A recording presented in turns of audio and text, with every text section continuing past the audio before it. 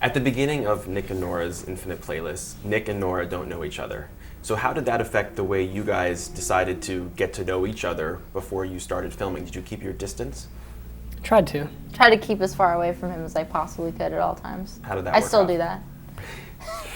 No, I mean, we hung out a lot.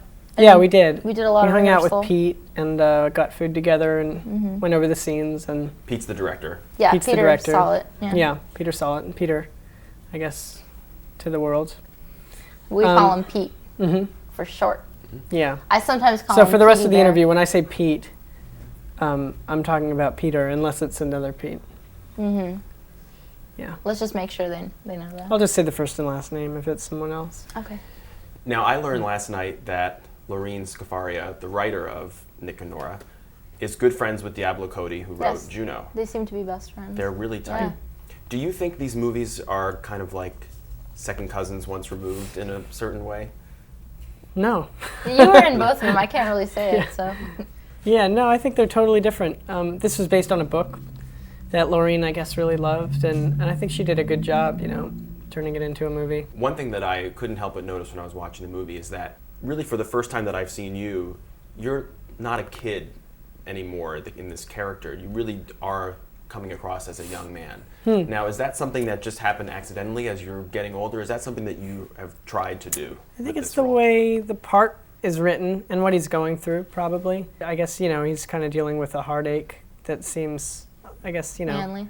seems manly. Yeah. Now, both Nick and Norah are huge fans of a rock band called Where's Fluffy? in the movie, and you're going all over Manhattan and Brooklyn trying to find out where this secret concert is. In your actual lives, what would be some artists that you would run around all of New York City in order to see? If the Unicorns were still playing together, I would look for them, but they've broken up. If Hanson did a revival middle of nowhere album show, I would be there. That's a surprisingly deep record, by the way. As far Right? as there's some good stuff on there.